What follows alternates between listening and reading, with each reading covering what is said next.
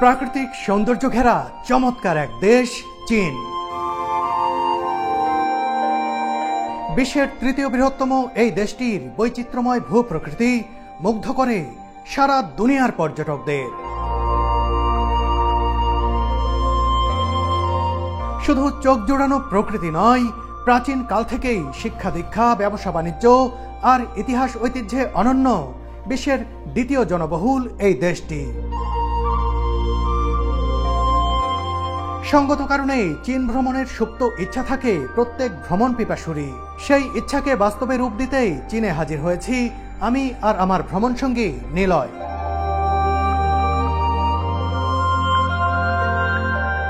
এ যাত্রায় আমরা ঘুরে বেরিয়েছি চীনের প্রত্যন্ত গ্রামীণ জনপদে।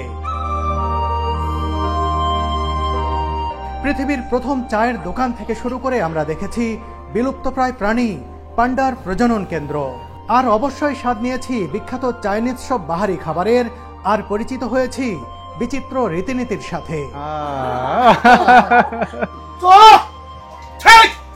মোটা দাগে ইটকাঠ পাথরের তৈরি উন্নত নগর সভ্যতা, সর্বাধুনিক যোগাযোগ ব্যবস্থা ও বৈশ্বিক বাণিজ্যের প্রাণকেন্দ্র হিসেবে পরিচিতির বাইরেও যে চীন সম্পর্কে অনেক কিছু দেখার ও জানার আছে, এই সিরিজের ভিডিওগুলোতে আমরা তাই তুলে ধরার চেষ্টা করব একে একে।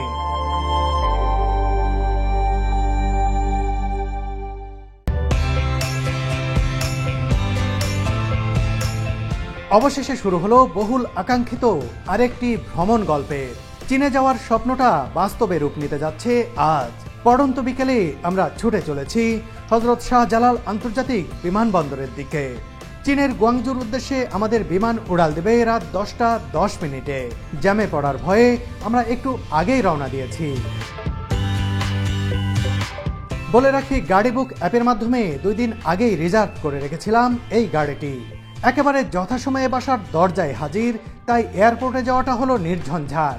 সেডান, নোয়া, হাইএস, প্রোবক্স যে কোনো গাড়ি সহজেই ভাড়া করতে পারবেন গাড়ি বুক অ্যাপ থেকে। এখানে ভাড়া কম হওয়ার প্রধান কারণ গাড়ি বুক ড্রাইভারদের কাছ থেকে কোনো কমিশন চার্জ করে না। ট্রিপ রিকোয়েস্ট করলে অসংখ্য গাড়ি আর ভাড়ার অপশন পাবেন। শুধু এয়ারপোর্ট পিক অ্যান্ড ড্রপ নয়, আপনি শহরের ভেতরে কিংবা বাইরে দেশের বিভিন্ন প্রান্তে যেতে ব্যবহার করতে পারেন গাড়ি বুক অ্যাপ। আর হ্যাঁ, বুকিং এর সময় সুমন 350 কোড ব্যবহার করলে পেয়ে যাবেন 350 টাকা ডিসকাউন্ট। চলতে চলতে আমরা যখন এয়ারপোর্টে পৌঁছলাম, অস্ত যাওয়া সূর্যের আভায় তখনও আলোকিত উত্তরার আকাশ। লাক্সুস কোম্পানির লাক্সারি ট্রাভেল ব্যাগ কাঁধে এয়ারপোর্টের ভেতরে প্রবেশ করলো নিলয়। শুরুতেই আমাদের কাছে থাকা কিছু টাকা ডলারে রূপান্তর করে নিলাম। বন্ধুরা, এই ভ্রমণের এয়ার টিকিট, হোটেল ভাড়া ও ভিসা প্রসেসিং সহ সবকিছুই এই ভিডিওতে জানিয়ে দেব আপনাদের।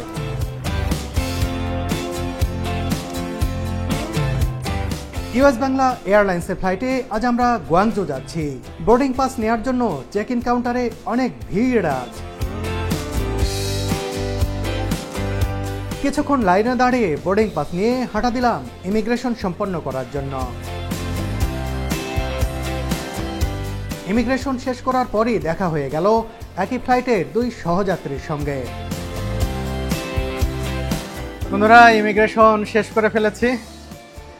এখন আমাদের বোর্ডিং এর পালা, কিন্তু বোর্ডিং এর আগে আমাদের হাতে বেশ কিছু সময় আছে। তো আমরা কোন একটি লাউঞ্জে যাব, কোন একটি ব্যাংকের, দেখি সেখানে আমরা কিছু খাওয়া দাওয়া করব। আর এখানে এসেই দেখা হয়ে গেল 2 জন ভাইয়ের সঙ্গে। একজন হচ্ছে প্রবীর দা আর লিটন ভাই। তারা একসময় প্রাণ আরএফএলে জব করতেন, এখন নিজেরাই উদ্যোক্তা। চীনে যাচ্ছেন প্রথমবারের মতো, আমিও প্রথমবার। দেখা হয়ে ভালো লাগলো। লিটন ভাই, প্রবীর দা, আপনার এই প্রথম যাচ্ছেন চায়না, কেমন লাগছে? চায়না আসলে আমি তো এর আগে অনেক দেশে গেছি, কিন্তু আজকে চায়না যাচ্ছি, আলাদা একটা ইমেজ কাজ করছে। কেন? মানে আমি আপনার অনেক ভিডিও দেখি, আর আপনার এইগুলো আমার অনেক সুন্দর লাগে। তারপর আজকে এসে আপনার সাথে দেখা হয়েছে, এটা আমার যাওয়ার ক্ষেত্রে একটা নতুন মাত্রা যোগ করছে, আনন্দের মাত্রা। সেটা হলো চায়না যাচ্ছেন, চায়না তো যাওয়ার স্বপ্ন ছিল সেক্ষেত্রে কি? চায়না যাওয়ার তো স্বপ্ন আগে থেকে ছিল, যখন চাকরি করছি কয়েকবার সুযোগ আসছে, কিন্তু কোভিডের কারণে যেতে পারি নাই। লিটন ভাই বলেন, উদ্যোক্তা আপনি, মানে উদ্যোক্তারা তো শুধু আপনি নিজে চাকরি ছেড়েছেন, উদ্যোক্তা হয়েছেন, তার মানে অনেক মানুষের কর্মসংস্থান আপনাদের মাধ্যমে সামনে হতে যাচ্ছে। ইনশাআল্লাহ ইনশাআল্লাহ চেষ্টা করব যে আমাদের উদ্দেশ্যের সাথে সাথে অন্যদের কর্মসংস্থানের ব্যবস্থা করা। তো খুবই ভালো লাগলো, আমরা একসাথেই দেখি আমরা কোন লাউঞ্জে যেতে পারি। আমার এমটিভি কার্ড আছে, ইভিএল আছে, কিন্তু প্রত্যেকটা কার্ডেই 2 জন করে নেওয়া যায়, চারজন, ওনারটায় 4 জন। তাই প্রবীরদার সাথেই যাচ্ছি আমরা 4 জন একসাথে। আর ক্যামেরার পেছনে যাকে দেখা যাচ্ছে না, নিলয়, সে শুট করছে আর কি। নিলয়দার আমার আরেকটা পরিচয় আছে, কিন্তু নিলয়দা হচ্ছে আমাদের শৈলকুপার ছেলে, এবং সে আমার আমি যে হাই স্কুলে পড়ছি সে সেখানে পড়ছে।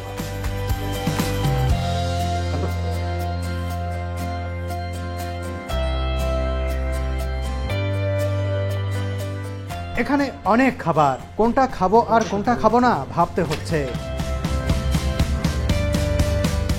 খাবারগুলো যে খুব মজাদার তা দেখেই বুঝতে পারছি।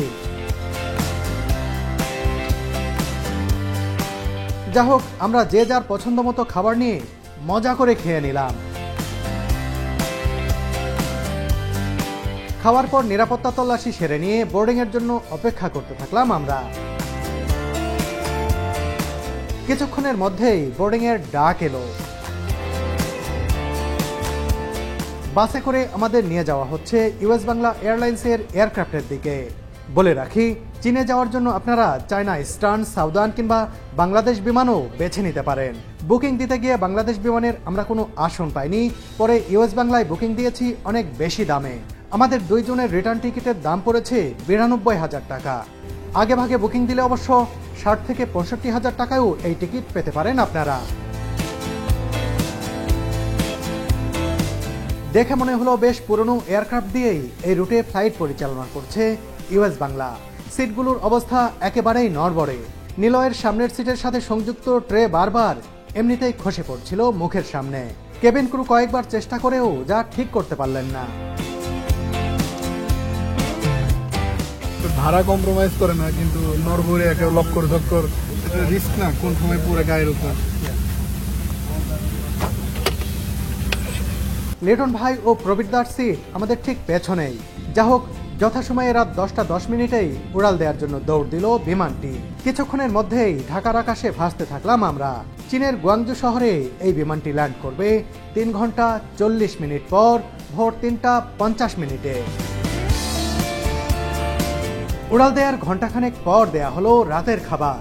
গরম গরম ভাত, সবজি আর চিকেন কারি, সেই সাথে দেয়া হয়েছে পাউরুটি আর ফিরনি। খাবার সবগুলোই বেশ ভালো ছিল। খাওয়া দাওয়া সেরে দিলাম এক ঘুম যখন ভাঙলো, তখন আমরা চীনের আকাশে ভাসছি। একের পর এক আলো ঝলমলে চীনের শহরগুলো দেখতে থাকলাম জানালা দিয়ে।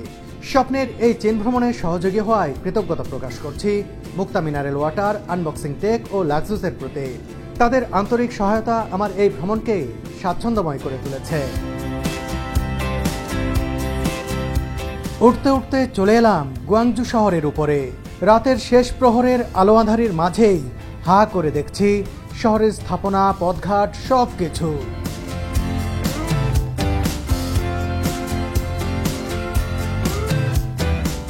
প্রায় 3.25 ঘন্টা একটানা ওড়ার পর এবার বিমানটি নামতে থাকলো গুয়াংজু বিমানবন্দরে। অবশেষে আমাদের বিমানটি স্পর্শ করলো চীনের মাটি। চীনে পৌঁছে গেছি, ভাবতেই ভালো লাগছে।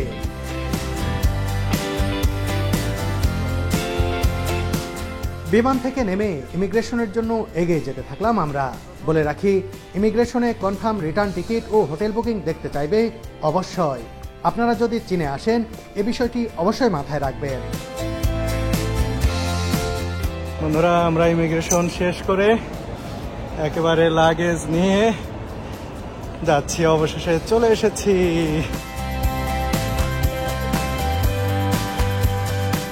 আমরা এখানে সিম কার্ড কিনলাম দুজনেই। 2 ধরনের প্যাকেজ এখানে রয়েছে। আমি নিয়েছি 180 RMB দিয়ে, এটা 50 GB, আর 120 RMB দিয়ে নিলয় নিচ্ছে 20 জিবির একটি প্যাকেজ 150 RMB দিয়ে, ও নিচ্ছে হচ্ছে 20 জিবির একটি প্যাকেজ। আমরা অ্যাগোডার মাধ্যমে হোটেল বুকিং দিয়ে রেখেছি গুয়াংজু শহরের তাওজিন মেট্রো স্টেশনের কাছে। শুনেছি এখানে একটি আন্ডারগ্রাউন্ড মেট্রো স্টেশন আছে। এবার সেদিকেই এগিয়ে যেতে থাকলাম।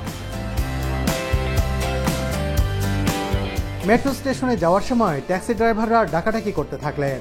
একজন 150 RMB তথা প্রায় 2500 টাকায় হোটেলে পৌঁছে দিতে চাইলেন, কিন্তু আমরা জেনেছি মেট্রোতে গেলে দুইজনের খরচ পড়বে 14 RMB বা 238 টাকা মাত্র। তবে কিভাবে মেট্রোর টিকিট কাটতে হয় আমরা তা জানি না, এখানকার কেউ ইংরেজিও বোঝে না।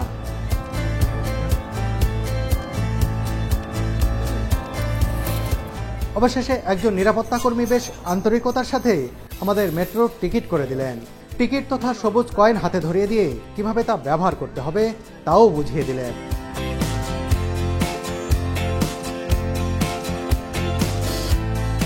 এবার আমরা উঠে পড়লাম মেট্রোতে। এখন সকাল 6:30 বাজে। চাইনিজরা এই সাত সকালে কর্মস্থলের উদ্দেশ্যে বেরিয়ে পড়েছে। ঘুম ঘুম চোখে মোটামুটি সবাই চুপচাপ তাকিয়ে আছে মোবাইলের স্ক্রিনে। আমাদের গন্তব্য তাওজিন স্টেশন কত দূর তা এক যাত্রীর কাছে জেনে নিল নিলয়। তিনি জানালেন কয়েকটি স্টেশন পর আমাদের মেট্রোটি চেঞ্জ করতে হবে। আমরা আন্ডারগ্রাউন্ড পথে ছুটে চলেছি। চীনে আসার পর এখনো সূর্যের আলো দেখতে পাইনি। এবার মেট্রো চেঞ্জ করার পালা।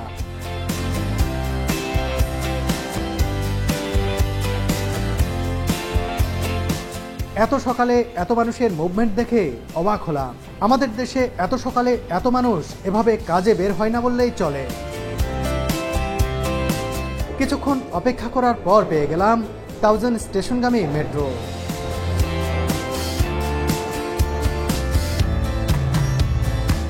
আবারও ছুটতে থাকলাম আমরা। চীনে এসে সাত সকালে মেট্রো ভ্রমণের এই অভিজ্ঞতা আমার সারা জীবন মনে থাকবে। এবার দিনের আলোয় চোখে ধরা দিল চীন। দেখে নিলাম সেই পার্ল রিভার। এই পার্ল নদীর কথা অনেক শুনেছি আমি, নিজ চোখে দেখছি আজ। চলতে চলতে আমরা পৌঁছে গেলাম কাঙ্ক্ষিত গন্তব্যে তথা তাওজিন স্টেশনে। চলন্ত সিঁড়ি বেয়ে আমরা যেন পাতালপুরি থেকে ধীরে ধীরে উঠে আসছি ভূপৃষ্ঠে।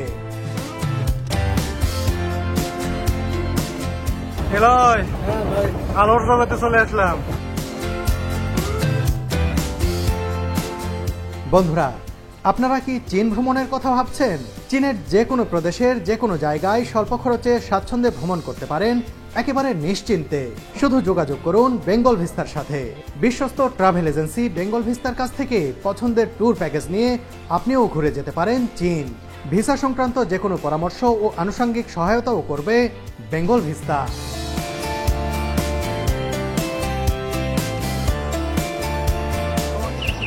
চায়নার গুয়াংজু শহরে হাঁটছি, অনেক ভালো লাগছে। দীর্ঘ যাত্রার পরে এই শহরের মানুষজন, যানবাহন, সুউচ্চ ভবন সব কিছু দেখছি আর দারুণ লাগছে।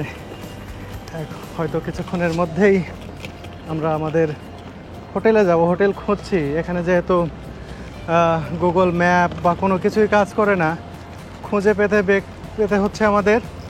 আর কেউ ইংরেজিও জানে না, বলেও বোঝানো যাচ্ছে না।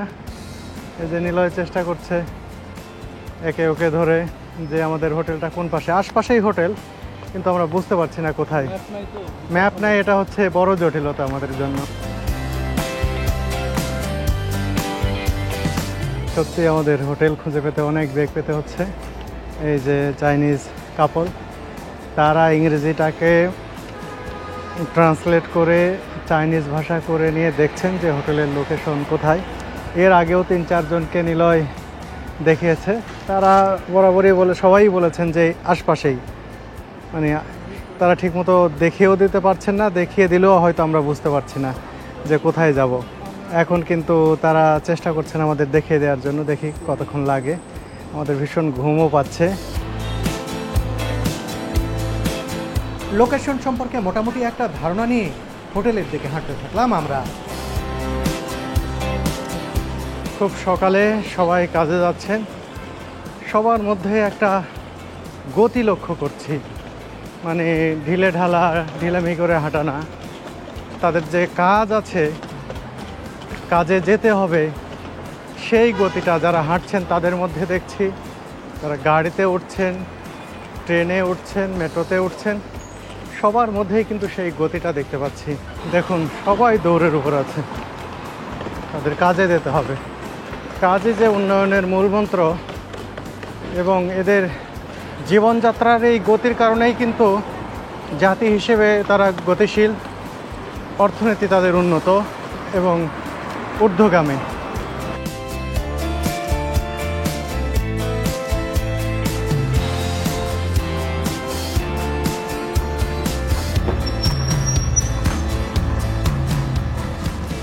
এখানে দেখুন বিভিন্ন ধরনের খাবার বিক্রি হচ্ছে, সবগুলো খাবারই লোভনীয় মনে হচ্ছে।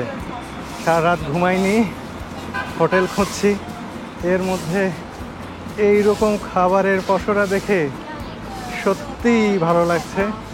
প্রত্যেকটা খাবারই সুস্বাদু হবে বলে আমার কাছে মনে হচ্ছে। দেখুন না, কি দারুণ দারুণ সব খাবার। এসব খাবারের নাম জানি না, তবে দেখেই মনে হচ্ছে যে অনেক সুস্বাদু হবে।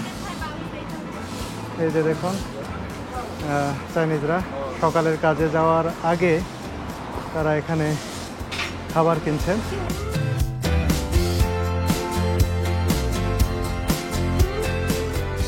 নিলয়, জি ভাই। কি কেমন লাগছে হোটেল খুঁজতে? আরে খুবই বিরক্তিকর লাগতেছে ভাই, মানে একদম সাত সকালে মেট্রো এক্সপিরিয়েন্স নিতে গিয়ে আসলে ট্যাক্সি হায়ার করা হয় না, যে আবার কখন মেট্রোতে উঠবো, কারণ সবসময় তো আমরা ট্যাক্সি নিয়েই ঘুরে বেড়াবো। তো ভাবলাম যে প্রথম অভিজ্ঞতা মেট্রোটাই হোক। তো সেটা ভাড়াও কম ছিল, অনেক ভাড়াও কম ছিল। তো সেটা নিতে গিয়ে যে এত ভোগান্তি হবে এটা কল্পনাই করি নাই। এরপরে এখানে এসে কোনো রাইড শেয়ারিং অ্যাপ নাই, গুগল ম্যাপ নাই, ইভেন ভিপিএনও সবগুলো, দুইটা ভিপিএন ইনস্টল করা দুইটা কাজ করতেছে না। তো আসলে একটা বেশ ভালো ঝামেলাই পড়ছে। এবং এখানের যারা মানুষ লোকাল, এরা এবিসিডিও বোঝে না, মানে এই একেবারে বেসিক ইংলিশটাও অনেকেই জানে না। তো এই জন্য একটা বিশাল ভোগান্তি হচ্ছে ভাই। আসলে অবস্থাটা এমন যেন অন্ধকার রাতে কেউ আমাকে চোখ বেঁধে ছেড়ে দিয়েছে, তোমার বাড়ি খুঁজে নাও।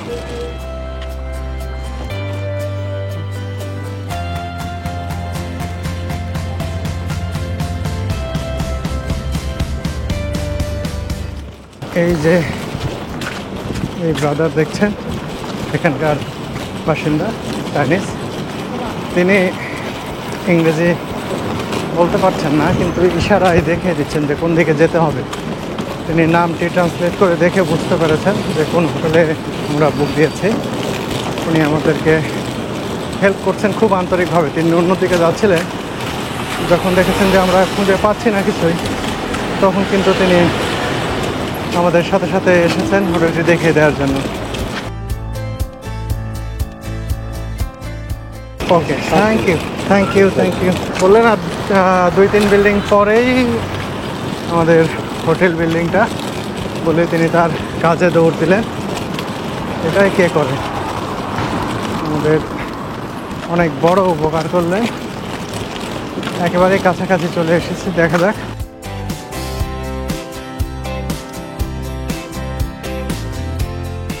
এটাই আমাদের হোটেলের গেট। নিলয় ঢুকে গেল। হ্যাঁ, সিসি ইন লেখা আছে, হোটেল সম্ভবত এটাই। Thank you Niloy. হ্যাঁ ভাই, অবশেষে অবশেষে। হ্যাঁ, আর একটু ফ্রেশ হয়ে হালকা এই যে এই হোটেলে আমাদের বুকিং দেওয়া রয়েছে। আমরা তো বুকিং দেওয়ার সময় রুমটা দেখেছি, অনেক সুন্দর। যে দেখি সেই ছবির সাথে বাস্তবে মিলে কিনা। রুম দেখানোর পরে ভাড়া কত সেটাও কিন্তু আপনাদের জানিয়ে দেব। নিলয় বলছে যে আগে রুমে যাই, ঘুমাতে হবে।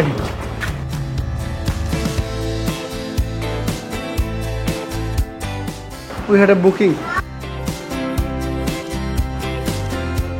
আমাদের যে হোটেলে বুকিং রয়েছে তাদেরকে জানালাম, তারা এখন সেটি চেক করে দেখছেন, মিলিয়ে দেখছেন যে আসলে আমাদের বুকিং দেওয়া রয়েছে কিনা। এই যে নিলয় মোবাইলে শো করছেন। বন্ধুরা চলে এসেছি আমাদের রুমের কাছে। এই যে 2008 এই রুমটি আমাদের দেওয়া হয়েছে। আর রুম কি এই যে খুলে নিলাম, দেখি রুমটা কেমন আপনাদের দেখাই, ভালোই হবে। ওয়াও, সুপরিসর একটা রুম, দেখুন খুবই সুন্দর লাগছে। বিছানা দেখুন একেবারে পরিপাটি, অনেক সুন্দর একটি বেড, কাপল বেড। আর এই চারপাশটাও কিন্তু খুব সুন্দর, এদিক থেকে আলো আসছে। ও, সুউচ্চ বিল্ডিং রয়েছে এদিকে। আর এই যে ওয়াল, এই ওয়ালগুলো দেখে মনে হচ্ছে অনেক প্রাচীন, পুরাতন সময়ের কোনো স্থাপত্য ছিল তার। আর এই পাশে দেখুন অনেক বড় একটি বিল্ডিং রয়েছে। এবার রুমটা ভালো করে আপনাদেরকে দেখাই। দেখুন এখানে বসার জায়গা রয়েছে, সোফার মতো দেয়া রয়েছে। এর পাশাপাশি এই বেডটা খুব বড় নয়, কুইন সাইজ হবে, তবে খুব সুন্দর লেগেছে। আমি যে ধরনের রুম দেখেছিলাম ঠিক সে ধরনের রুমই আমাকে দেয়া হয়েছে। যে টাকার মধ্যে, কত টাকা বলছি আপনাদের, দেখুন এখানে লকার রয়েছে, আমাদের প্রয়োজনীয় জিনিসগুলো এখানে রাখতে পারবো। এর পাশাপাশি দেখুন যে এই যে এখানে বসার ব্যবস্থা রয়েছে, চেয়ার রয়েছে, আমি এখানে ম্যাকবুকে কাজ করতে পারবো।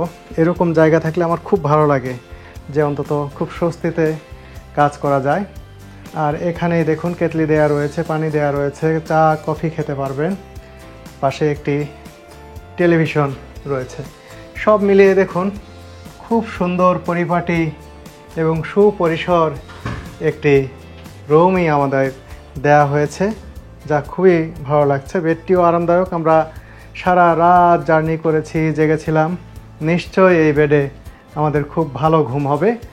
শুধু বেড নয়, একটি হোটেলে এলে যে বিষয়টি আমি খুব ভালোভাবে লক্ষ্য করি, খেয়াল করি, যে সেই হোটেলের ওয়াশরুম কেমন। ওয়াশরুমের উপর অনেক কিছু নির্ভর করে।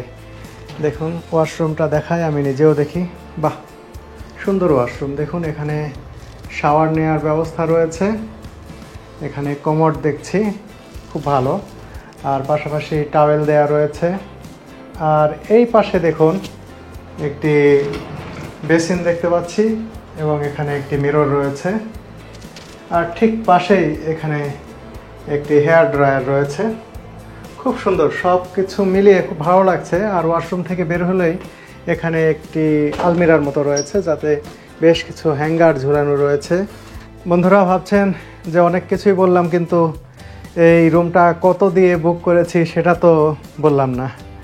আসলে এই রুমের ভাড়া কিন্তু অনেক, এটা $123 পার নাইট ছিল। কিন্তু আমি যেই সময়ে এটি বুক দিয়েছি সেই সময় এটাতে 77% না এই ধরনের হিউজ একটা ছাড় চলছিল। সেই ছাড়টা নিয়েই কিন্তু খুব অল্পতে ম্যানেজ করতে পেরেছি।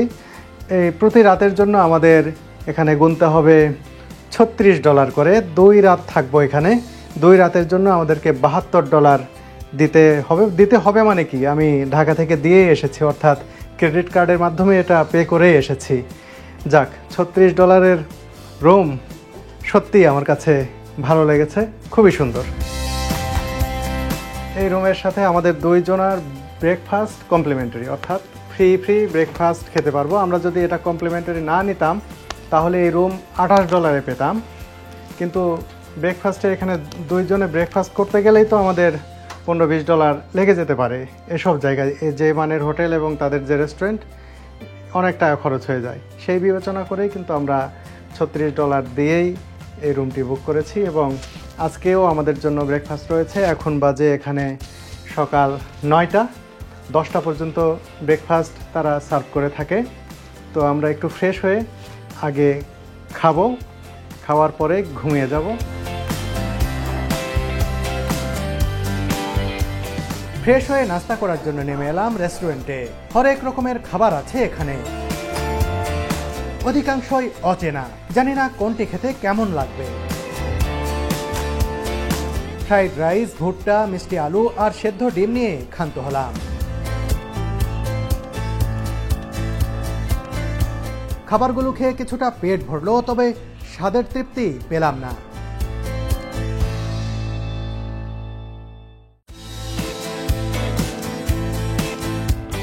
বন্ধুরা, পরের পর্বে দেখবেন গুয়াংজু শহর।